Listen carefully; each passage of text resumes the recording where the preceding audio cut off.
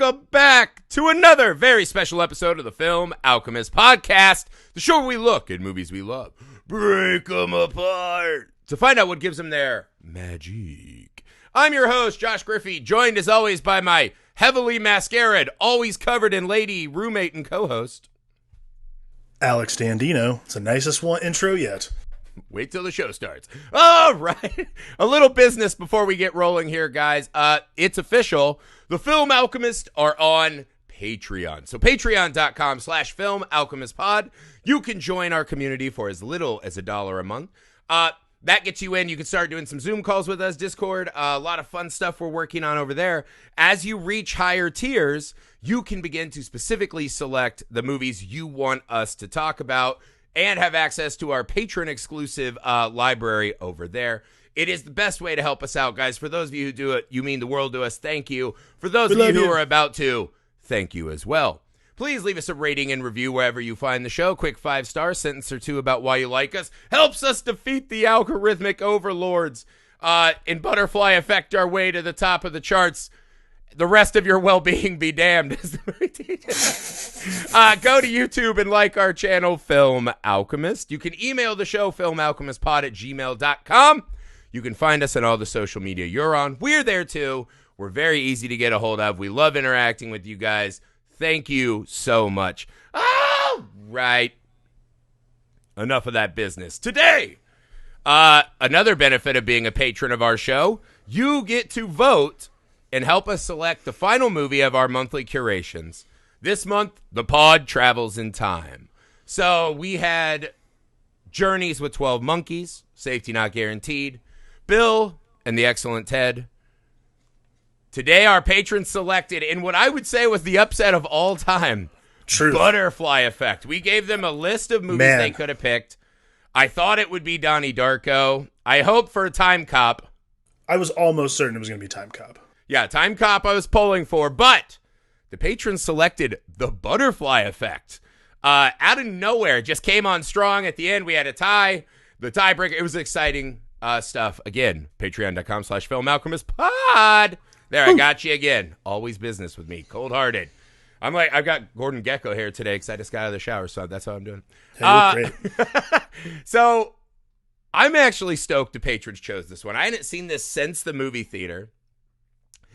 It's one of those films I'm not sure we would have gotten to if not forced into it. And by God, Fair. I am stoked. I thought this movie was fucking awesome.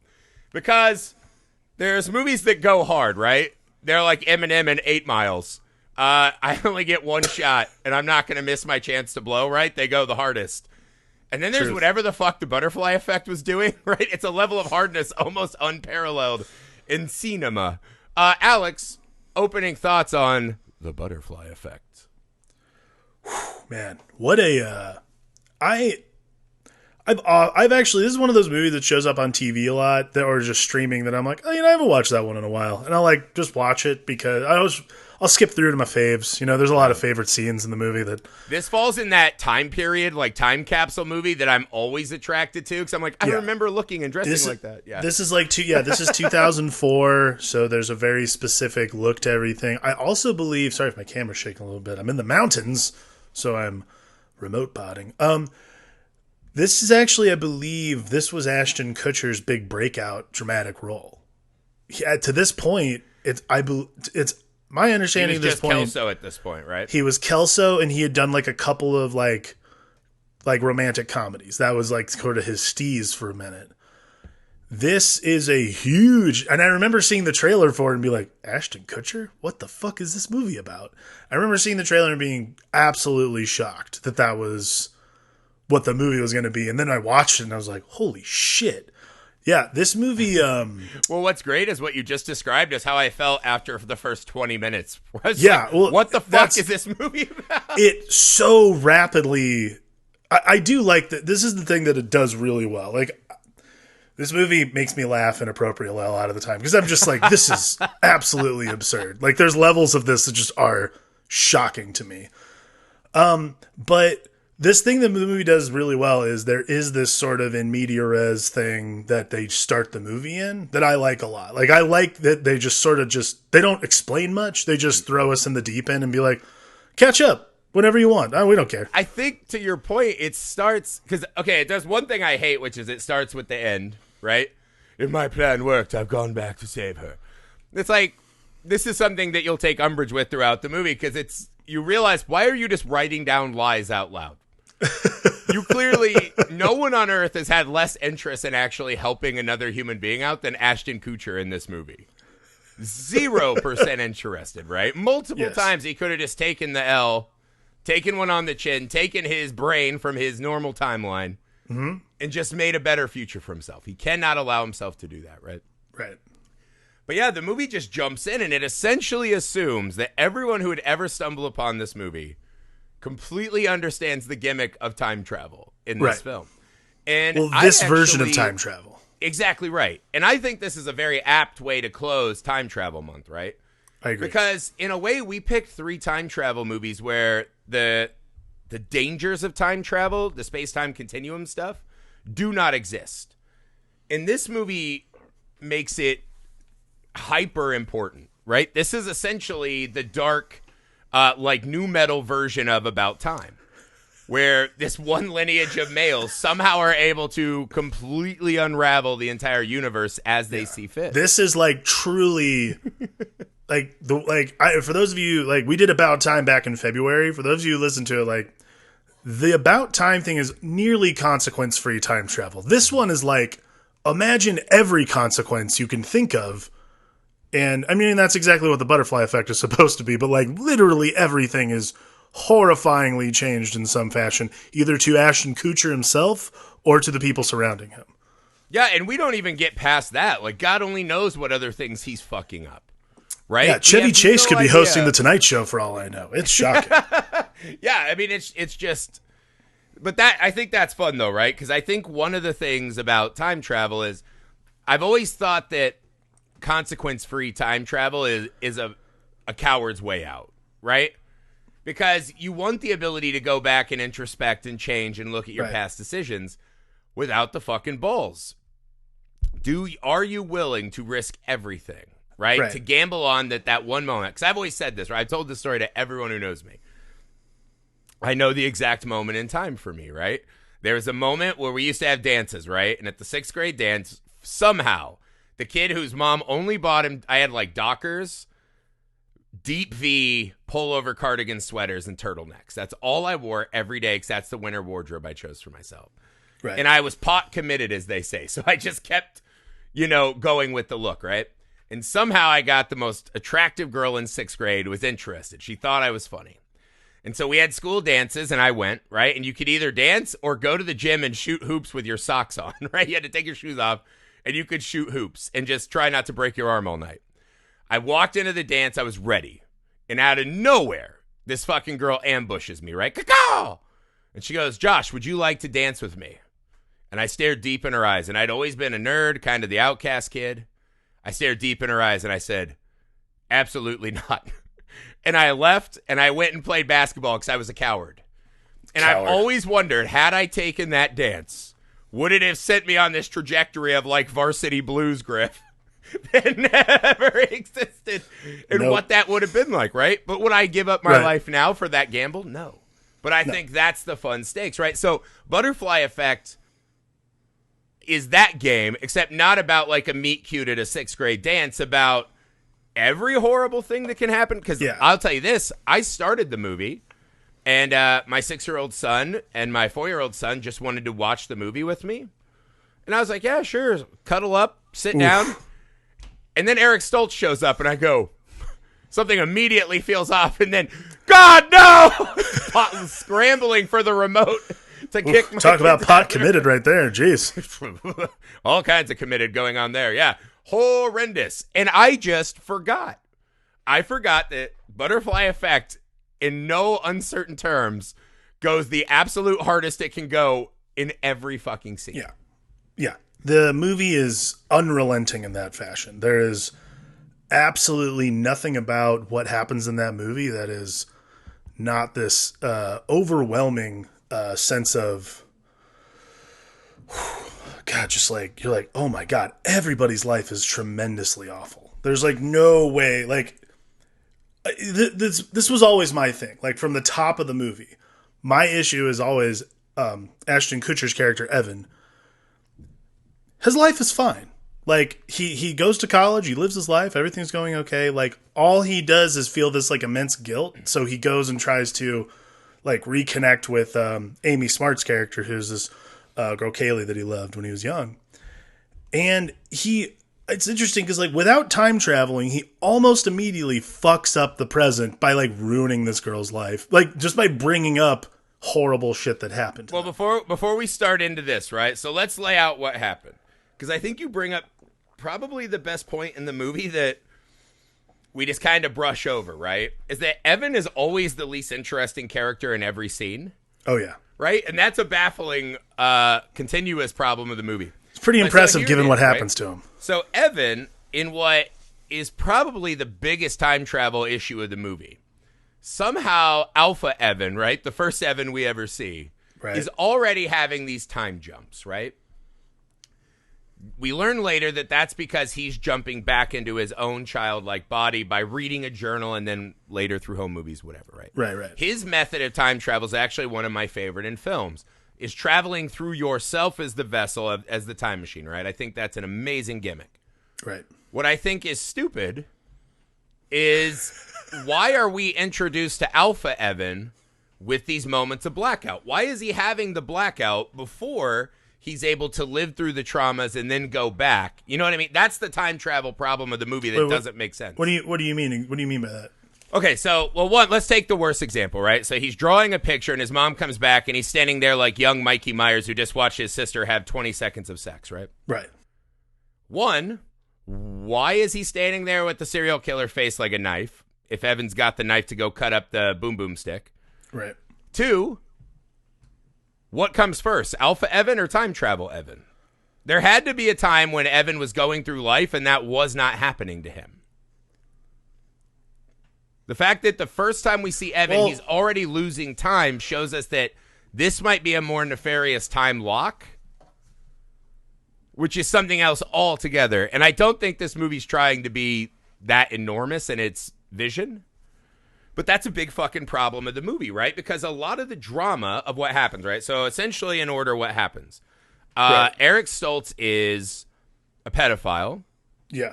Who's making Robin Hood movies and God knows what else. Horror. They just let us know right away he is the worst movie. And the moment you kind of see Eric Stoltz, you're like, I feel unsafe. Something's wrong here.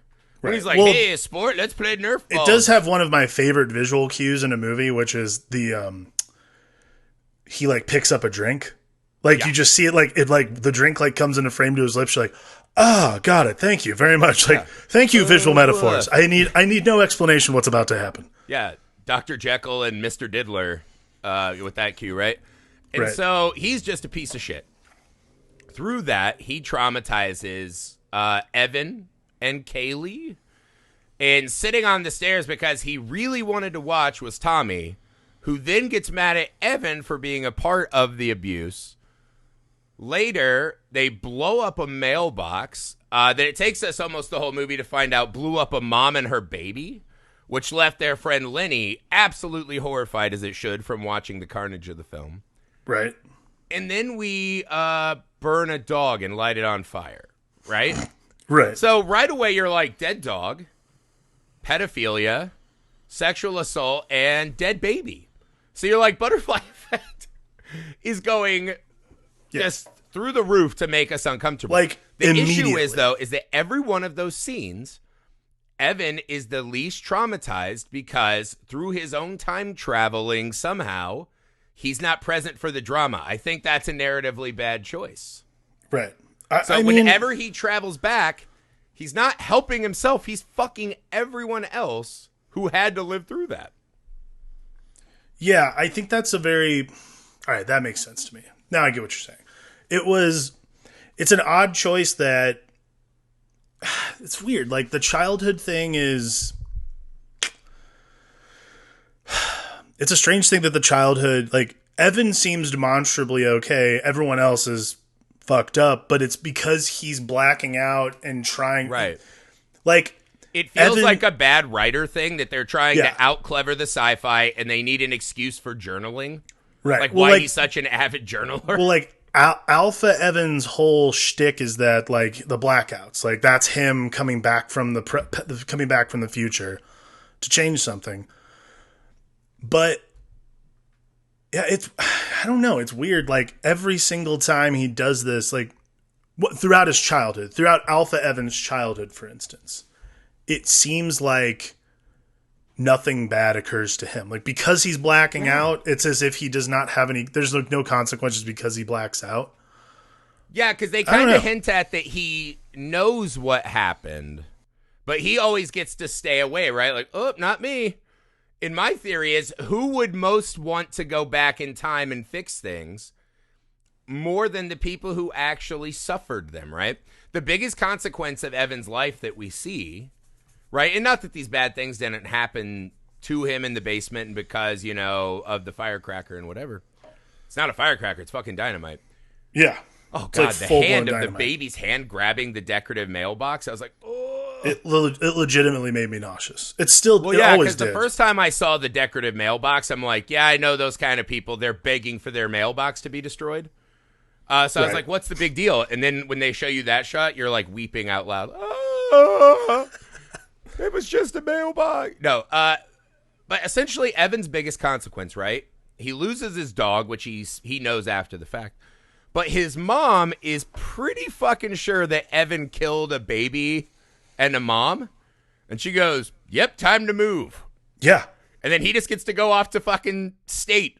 It's this consequence-free existence because of, I don't know, it's weird. It's like throughout Alpha Evan's childhood, it's this consequence-free existence. It's only when he starts trying to change things do you realize, like, perhaps that maybe that's part of it is Evan's consequences come back to haunt him tenfold as he's trying to change things. Like, because he had consequence-free life, then maybe that's the case?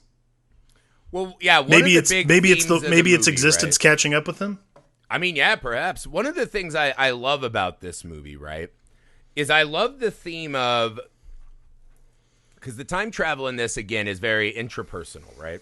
Right. So it's used as, what is the value of going back, right? Maybe Evans is an extreme case of maybe what most of us want to forget. Maybe we need to forget horrible things that happen to us, right? Right. And again, Evan and his group of friends suffer an enormous amount of horrible things, right? Mm-hmm. And they are victims of various problems in the film, right? I'm just saying Evan doesn't take the brunt of it. I think if Evan had taken the brunt of it the way the movie thinks he had, it would be far more compelling, right? Because you could say that all the other three kids have it so much fucking worse than Evan. Oh, absolutely. So why are we traveling through him, right? It's kind of a weird lensing issue. Because, like, even his roommate, right? You're like, when we see Thumper, you're like, well, yeah, now I'm out on Evan. I just want to know, why is that the way this is happening? I just want to follow Thumper around for the whole movie. Oh, Evan is always the least interesting. Well, it's interesting you bring this up, because actually I think Thumper's the sort of weird...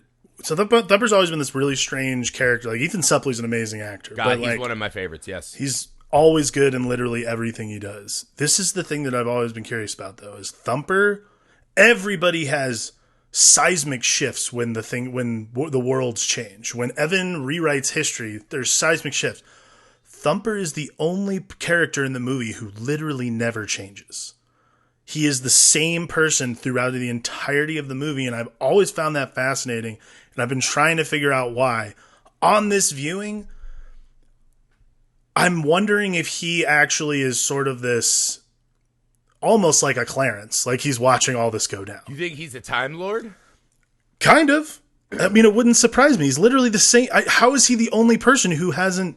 He's the only person that doesn't change dramatically, and he's also... Well, he might be a side character, but like he's not, like he still is affected, no less.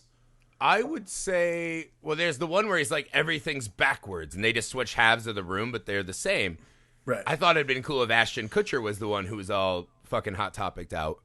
Right. But it's just Thumper fucking in his bed. Like Thumper's just always fucking beating cheeks in every scene. He's just way more interesting than everyone else in the film, and I was like, why is that not the movie? What I think that's trying to tell us, right, is I think what you see from Thumper in the bar scene, right? When the guys are making fun of him and mocking him. Because to us, and especially us, the audience at that time, the way Thumper dressed, we knew that person. Every town had that person or a couple of those kids at every school. Yep, absolutely. And they were subject to ridicule because they were different and, makeup. And that was way more taboo back then, especially where I lived in Indiana, right? Totally, yeah. And, just because of who they were. So I think maybe what the movie's just asserting is that Thumper made that choice and is the most sure of who he is. Right? He's the most locked into who he is, and he's being exactly who he wants to be. Right. Whereas Evan is clearly spending the whole movie trying to be not super tall, handsome, smart college guy whose mom is happy. And I was like, what? It's not even that. Like, Evan literally spends the entire movie he still wants to be him. Like, this is sort of the crazy thing about, and like his father, when he goes and visits his father we find out what happened during that blackout. When he goes to visit his father, like, his father sort of explains, like, you've got to stop this. Like, everyone around you will get hurt because you're trying to, like, you can't fix whatever this is. Like, that is life. And I think we can get more into that later. But, like, to me, Evan's never trying to change his circumstances. He always thinks he's doing this. There's this, like, false altruism to his character. He always thinks he's doing the right thing. Like, he always thinks he's, like, doing the noble thing by, like, standing up to Daddy Diddler, or like, running in and saving the baby. Like, that might be the only noble thing he did. And yet when the consequences are so dire for him, like, that's like the thing that always is the thing that pissed me off. So the scene, the scenario, the sequence in which he saves the mother and the baby, he, like, his arms and legs get blown off and amputated. So he wakes up as a quadriplegic, and everyone else around him is great. Like, everyone else around him. All three of the other kids are all three of the other ones are just having, like, the best life. Yeah. Like, they're living a decent life. And, like, not only that, Lenny, who's played by Eldon Henson, and Kaylee are, like, they're together. Like, everyone else's life is wonderful. There's a lot of people that like to fuck in Evan's presence. Maybe this is part of his neurosis. That's probably part of it. I had a college roommate that would always fuck when I was in the room.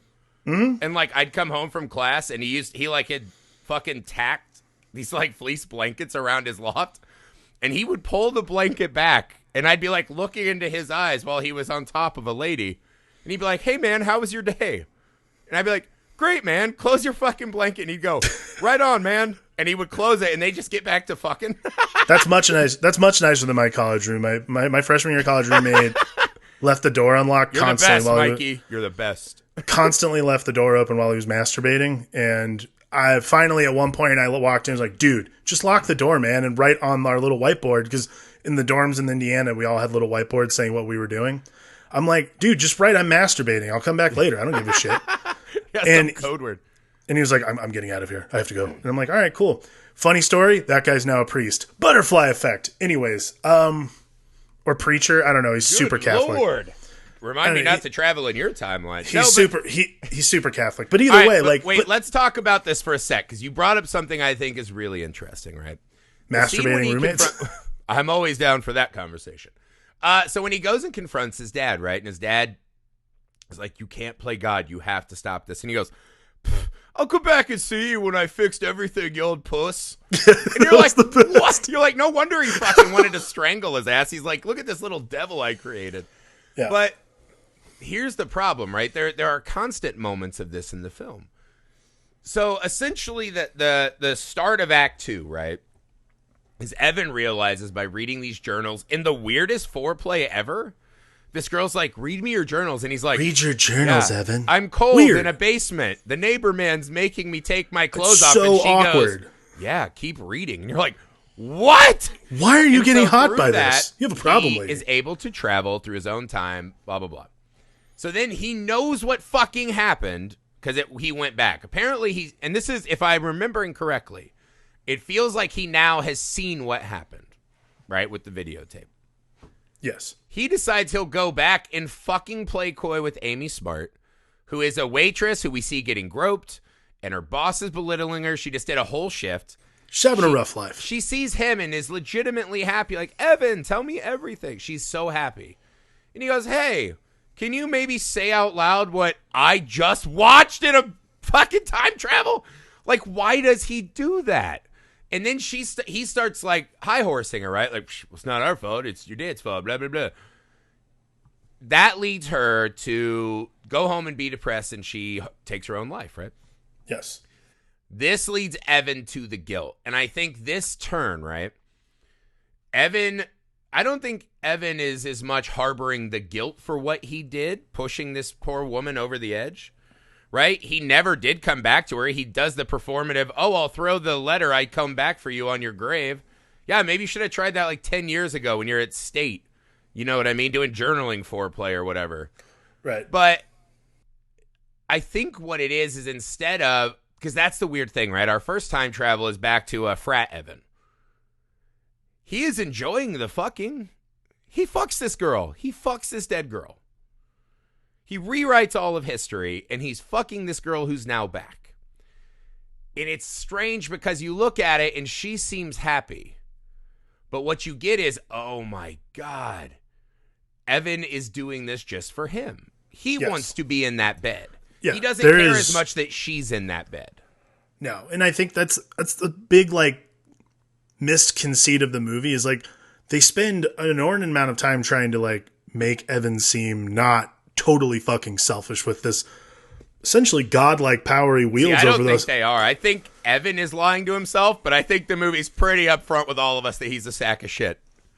I mean, I think that it depends on, I guess it just depends on the viewer. Like, you and I are people who watch these movies constantly, like, with the idea that, like, who's a scumbag in this movie? Like, I constantly have that conversation with myself, especially when we watch these kinds of movies. But, like, I know they're trying to, like, because you can't watch a whole movie of someone doing this and be like, I'm gonna, like, you can't, like, you'd stop halfway through. So they're trying very hard to make it seem like Evan is in some way sympathetic to everyone's plight. But really what this is just, this is like, it's Prometheus. Like, it's all it is. Like, it's literally a man handed the gift of fire, stealing the gift of fire from the gods.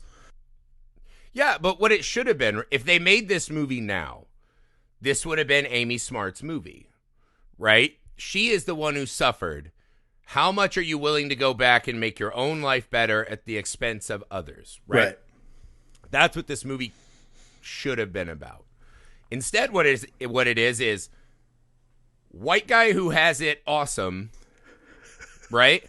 Goes back and tries to make it more awesome at the expense of everyone. When he goes back, right? There are sometimes he goes back and I was gobsmacked, right? So he goes back and I was like, yes, coming back and having to wear frat clothes and talk to frat men, right? Especially the ones in the movie when he's doing like the pledges. I was like, right, that's a shitty life. Like, I would be sad about that.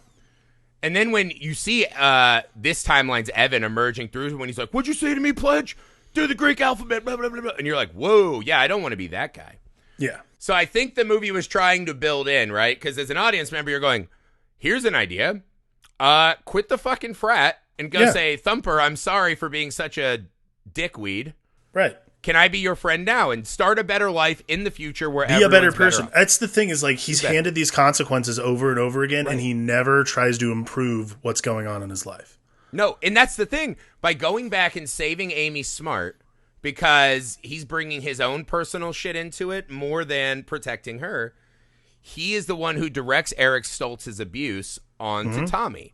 So he makes Tommy even worse, right? And it all culminates in Tommy attacking him, and there's a fight, and he goes too far and cracks his head open. Again, he had won the fight. He had won the fight with the bear mace. Yeah. You know, it was over. He was hitting him. It was over. He took the bat. This is a man who constantly is living at his own behest, right? This is all about his immediate... This is, what's that famous experiment? The fucking donut experiment, right? Yep. One old donut now or two fresh ones in 15 minutes. Evan's like, not only now, but I'm going to steal yours and yours. I'm going to have all the stale donuts right now, and then I'm going to go back in time and re-eat your stale donut. You know? And maybe you'll be dead, but who cares? That's how Evan is, right? He is an absolute sack of shit in this film. Yes. You want to know the real scene where I was like, this is the shittiest thing that Evan's done in the whole movie? Because the one where he goes back and he's quadriplegic, right? Right. That's the one where everyone is truly the best off, right? The frat Everyone's one, you could great. say Tommy was so messed up. Lenny might have still been not great, whatever. Right. When he goes back and he's quadriplegic, everyone has a chance at a really good life. Right. Evan is disabled now. He's quadriplegic, right? But you're like, he has his mind intact. Evan could make something of himself. Instead, he tries to drown himself, right? And he's in loathing, right? Or self-loathing. He goes to his mom's hospital. His mom has cancer now, which he predicts out of nowhere. He never said, no one ever confirms this, but he goes, you got cancer, or you started smoking after I got hurt. And it's like, what? And he goes, don't worry, I'll fix this, with like a childlike glee. He uses his mom's cancer as the excuse to destroy this utopia that he now finds himself in. Right? So he wants desperately to change this, but knows that even he would have a hard time justifying this. Right. Even as he's rolling out of his mother's room, she's going, no, because she saw this with the father, right? We're led to believe she knows a lot. She knows it all, yeah. She's saying, do not use me as a fucking excuse to destroy this timeline. Right. And he Everyone else does is it happy. with glee. He makes his friend Lenny, who he's seen in an asylum as a murderer, all of this shit. Okay. Hold the book for me. I'm going back. I remembered him as the lovesick man chasing a woman through time. Yeah. I did not remember how fucking absolute of a dirtball Evan is in this movie. It's stunning. I mean, it's stunningly selfish. Like, and I think that's what I like about the confrontation with his father. Is his father literally is like, do you have any idea how selfish, like, paraphrase, the whole conversation is, do you have any idea how selfish what you're doing is? Like, it's shockingly bad. I learned this the hard way, and you should too. And then, yeah, he's literally like, fuck you, pussy. I'll do whatever I want. Like, it is just like, it's pretty shocking when you really watch this in the totality of it and be like, wow, this guy continuously goes back, like trying to right the wrong so that everyone can be happy. And yes, he has to be the most happy. But he has to be exactly. He That's has to be part of this nucleus of happiness where like, oh, everything's going great. Yeah. Like he could not stand watching Lenny kiss a girl that he drove to suicide in his Alpha Evan timeline. Yeah. He cared so little, he only showed up to force her into the grave. And he's like, but you can't kiss her. Which timeline is she a hooker in? That's after the quadriplegic, I believe. Yeah. And I don't remember why. Oh, wait, no, because it was when he blacked out with the dog. Oh, when Lenny kills her brother. That the brother smacks her across the face with a 2x4 and like breaks her face. Mm-hmm. And then she's got that scar when she's older. That one's also the worst because not only is she the hooker, right? Which we'll get to that scene in a moment. When he goes and sees Lenny. So he's getting brain scans and he is so flippant in that fucking chair that he no longer needs, right? He's like, I'm so glad to not need this again. He's doing like Tony Hawk tricks in the wheelchair and just flippant like, thanks, Doc, I'm out of here. Yeah. Steals a key card to just go fucking mock Lenny in the cell, and Lenny goes, you knew. You should be where I am. And he goes, yep. And walks the fuck out. That's it. I was just like, walks you away. Piece of shit. And then, so when she's a hooker, it's almost as if his kink is telling Amy Smart that she could have been more. Telling Amy Smart how much better her life was in every other scenario. I mean, every scene he just shows up and he's like, you could have been something. I'm out of here to time All right, I'm going to go jerk it. Yeah. Have another refill on Diet Coke. It's on me. Like, what? He's such a bitch. I fucking hated Evan. One of the funniest timeline ones was Evan goes to jail. So I was not only is Evan the most entitled white guy in a movie, but he's the only white guy that can't get the self-defense. Yeah, like, come on. He fucking attacked a mental institution escapee who attacked him with a bat, defended himself, and he went to jail. All right, fine, I'll play your game. So then he has a cellmate who's doing brown face, Carlos, I believe, right? Because that is the actor that plays the Blob in Wolverine, correct? It is. It's I can never remember his name, but he is a wonderful actor. But yes, he's definitely doing brown face. And I feel like in 2004 we could have Little done better unfortunate, than this, right? not great. Yeah, this wasn't like in John. There was Wayne's no era. need to pull a soul man. Yeah, that was rough, right? Tricks this poor religious man trying to turn his life around into, getting consecutive life sentences, whatever. But I love when he just goes in the cell and he's like, hey, man, racism. Can I suck your dick? Because it comes out of nowhere when he's like, I've got a plan. I had journal pages, right? All he has to do is sit in the room and read the journal, right? He already stigmata'd, right? And he's like, hey, teacher, Why did he... Also, I never figured out why he drew that Korn album cover in kindergarten. Neither here nor there, right? It was like Korn. Got the life. Yeah. That's... I don't know, maybe that's what he did when he was time traveling, but... Why did he have to go in and do the fucking blowjob and dick stab to read that journal? Like, just go anywhere. Start again. It's my least favorite. Like, it's my least favorite scenario because, like, it's one of those things where you watch in a movie and you're like, what's that? I think that one's funny, and it's the only one where Evan suffers a bit. I think it's hilarious, but, like, it's also one of those scenes in a movie where you're like, wow, literally no one who wrote this has ever seen or been to a prison. Not once. Like, I thought that about the college dorm room. I was like, well, that too. Like when he wakes up as a fraternity brother, I was like, what the fuck fraternity house is this? Yeah. Like, fraternity houses are disgusting. But then the jail thing, I was like, it's like someone Wikipedia'd San Quentin, and they're like, oh yeah, plus I watched that Metallica music video, so I know everything. And like, that was the scene. And again, I don't have a problem with that. Like, that's just, it made it that much more entertaining and hilarious. I thought that was great. It was very That's funny. Another one where his mom is really happy in that timeline. Oh, his mom is living, happily everybody remarried. else lives a best life. Well, no, that one, Tommy's dead, and Lenny's probably still messed up. Yeah. But his mom and the woman he loves are doing really well. Just fucking serve your time and wait on the self-defense. Live your life, dude. You know, you might lose the woman, again, that you don't care about at all. Yeah. It's fine. You clearly have, like, flippant ideas about how important she is to you. Yeah, I thought that's the one I thought was pretty interesting, right? Because I think that's the problem. Well, it's also the longest scenario. Oh, yeah, really long. It's the longest sequence by far. Well, because after that, we just start leaping, right? Pew, yeah. Pew, pew. We just start quantum leaping our way through this. Yeah, and I think the biggest problem with the movie, it's kind of funny now that we talked about it, it's very poetic that Evan finishes the film by telling Amy Smart she's ugly and he hates her. Yeah. Right? I think that's what he says. You're ugly. I'll kill your family. Get out of here. Slit your throat. Like, yeah, it's... Yeah, so she'll go live with her mom and everyone's better off, right? Yeah. I think that is the dumbest ending.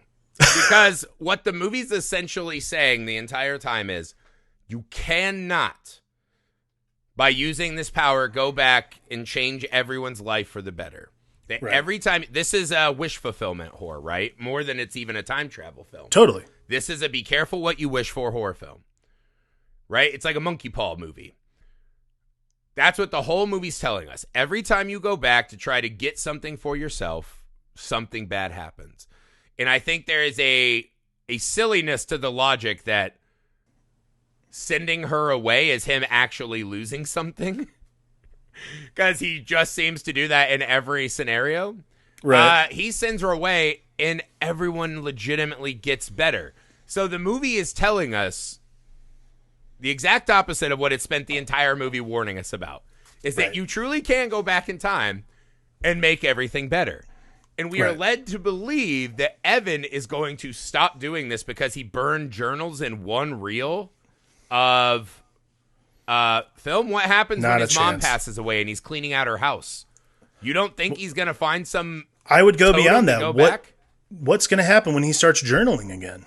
You know he's going to. Oh, for sure he's journaling, and he's going to... I mean, he's going to journal. So the theatrical ending of this movie is this, like, the thing where they, like, the non-meet cute, where they, like, see each other in the walking past. there's no way he doesn't go home journal about that and be like, oh, I should have done something different. And then he like goes back and like talks to her and shit and ruins, I don't know, like New York City, something like it's. So I don't know if you know this. There are actually like 4 alternate endings to this movie. I didn't know that. So there's the theatrical ending, which is the version we were just talking about. Mm-hmm. There's the happy ending, alternate ending, which shows Kaylee and Evan stopping on the sidewalk while they cross paths. They introduce themselves and Evan asks her out for coffee to ruin her life again. Yeah. So at the end of their first date, he's going to go, not for me, 5, and walk out. And then there's an open-ended alternate ending, similar to the one where Evan and Kaylee pass each other on the sidewalk and keep walking, except this time, Evan, after hesitating, turns and follows Kaylee. Creep. So, okay. Then there is the direct... by the end, we desperately just all want this poor woman to be left alone. Absolutely. We're all like, please leave her alone, away dude. From this poor lady. Then there is the director's cut ending, and I don't know if you've ever heard about this. Okay. I remember I watched it. I found it on YouTube, and it's hilarious. Really? Oh, I didn't even know they shot. Okay. So it's available on YouTube.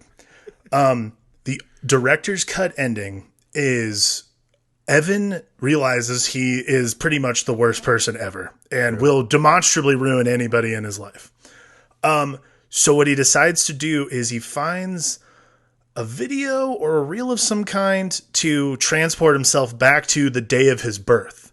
So he wakes up inside his mother, about to be born, and strangles himself to death with his umbilical cord.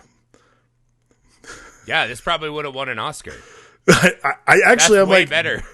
That ending might be the like. So that's like the ending we've all been asking for. Video? Yeah, you're like, how's he journaling in the womb? It's this in utero journaling. I didn't know. I'm sure there are some moms trying to figure that out now, but yeah, I think that's I mean, here's the thing, right? I actually thought, because the movie's like almost an hour 50, almost 2 hours, right?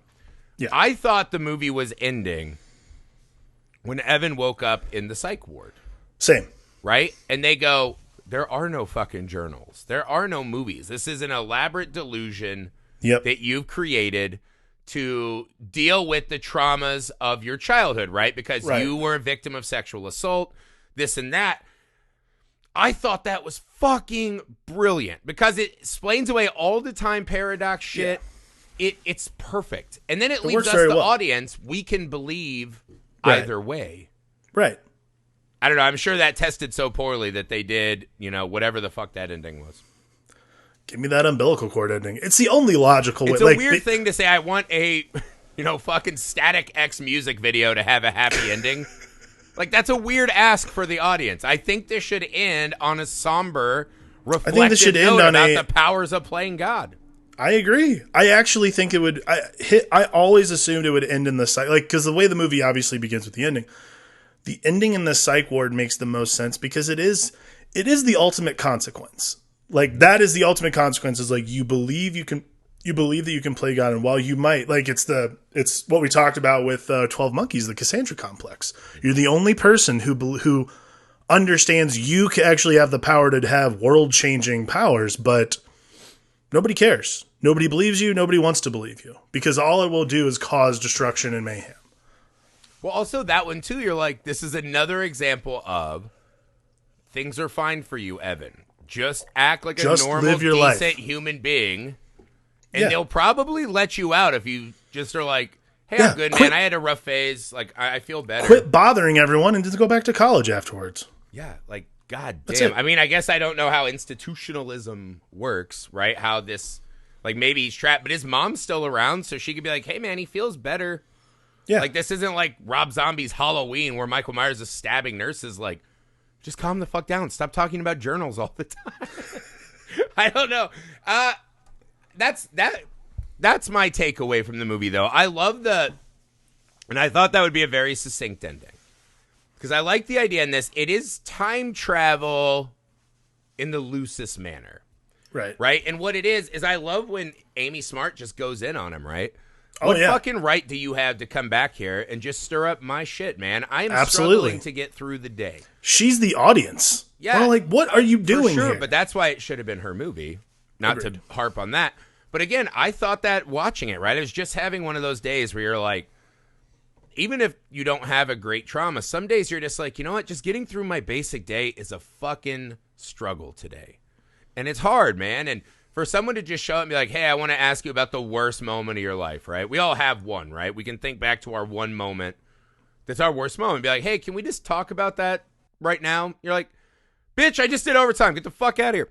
And I love that notion, right? Is that it's this man who seemingly has a good life, who is unsatisfied with that, and he's willing to go back and fuck up everyone else's shit. And I thought that was the mixture of introspection and lack of awareness of Evan. I actually thought made for really fertile drama.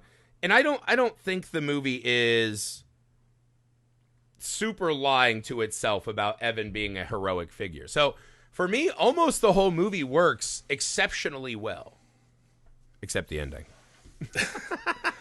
Yeah, I mean, to me, it's less about the consequences of time travel. Like, I think that the Butterfly Effect is a great title for a movie. It does such a good job, though, of avoiding like, oh boy, it's bad to go back in the past. Like it does that, but to the effect of you didn't ruin the world. You're just ruining people who you love's lives. Like you're ruining your world. The selfishness required to do what he's doing is acutely intense. And I think that it's a really fascinating movie when you look at it as like, this is someone who's like repeatedly not learning consequences. So right, instead, well, that's the thing though, right? Think about most of the famous time machines, right? And the travelers that use them. A vast majority of them are just a guy. Yeah. Right? Like most of them are people who like accidentally end up doing this. Sorry, Whovians. Some people get mad about that. You know, Marty going back by himself. So a lot of these iconic time travel issues, Terminator comes back by himself. Mm-hmm. So the whole concept of time travel, and I think this is one of those things we didn't get to in the entire month. I'm glad this was the final.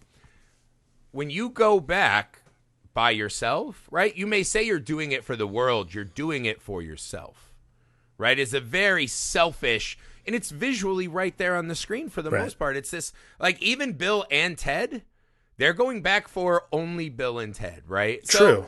So other than being the truest altruist of all time, yes. Well, that's a lie, but it's a visually inherent narrative structure, right? You are going back to change things. Oh, I'll save the world. You're saving yourself. In this movie is one of the most direct examples of that, is that while Evan is changing a lot of things, it's always at his bidding, his wishes, right? He is the one who has to come out ahead.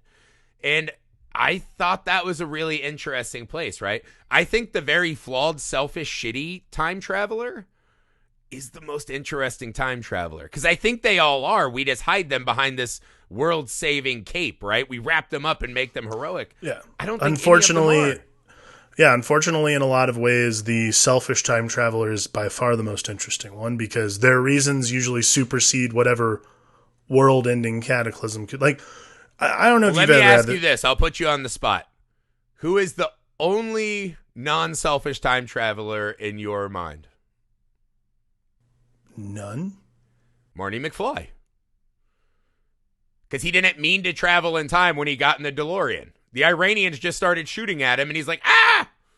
And that was it. In part 2 and 3, he's selfish. But in part 1, he just accidentally gets shot back in time.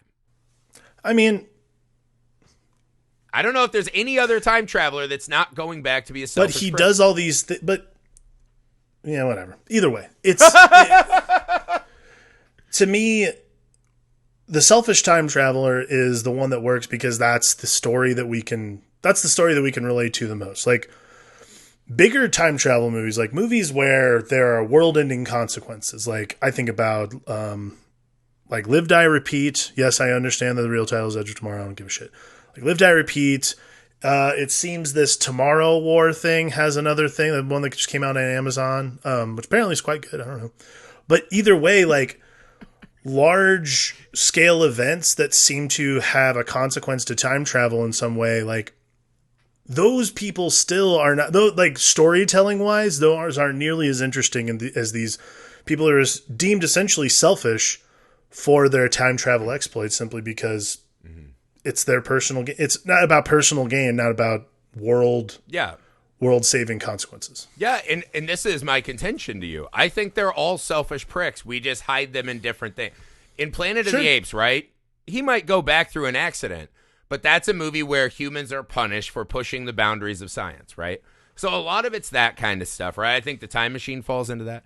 A lot of it is that kind of stuff, right? Punished for going too far, or, I want to go back and save us before the end of the world, but mostly it's because I want to get a girl, or, I want to have a fucking In-N-Out again, whatever the stakes may be. Selfish, right?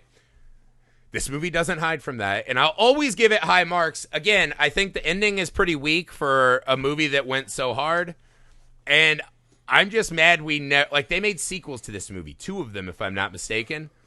Why were they not just all Thumper?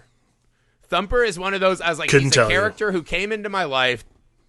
I didn't know I needed him, but once I saw him, I pined for him, and I never got enough Thumper, and I never will, and it makes me fucking pissed. I'm sad. Because stupid fucking shitty Evan has to usurp all the eyeballs for himself, because he has cheekbones and shit. Fuck Evan. No, I'm just kidding. All right, any other thoughts? Thank you for enjoying Time Travel Month with us. We watched probably some movies that maybe you did not expect us to watch, but that's because there's always more months down in the future with the film Alchemist. I love Time Travel Month. That's it! Me too. Yeah. For Time Travel Month, that's it. For the butterfly effect, thank you to our patrons for voting and giving us a chance to talk about this awesome film. I don't know if it sounded like I was mad about the film. I actually really had a blast watching this with my wife. It was really fun movie. Yeah, we appreciate you guys. Again, if you want to join our community and get your votes in, start picking movies for us to talk about for you. That's patreon.com/filmalchemistpod. Email the show, filmalchemistpod@gmail.com. Like our YouTube channel, Film Alchemist. Find us on all the social media you're on. We appreciate all you guys do for us. Thank you so much. We are trying to work hard to make sure that we're earning your time in dollars. So stay with us, guys. Lots of awesome stuff coming up. Next month, the pod gets real. Thanks to our friend, Heath Benfield, from Patreon and from real life. I've loved Heath for a long time. We are doing documentaries next month, so stay tuned for that. Until then, for the Film Alchemist, I'm Josh Griffey. I'm Alex Dandino.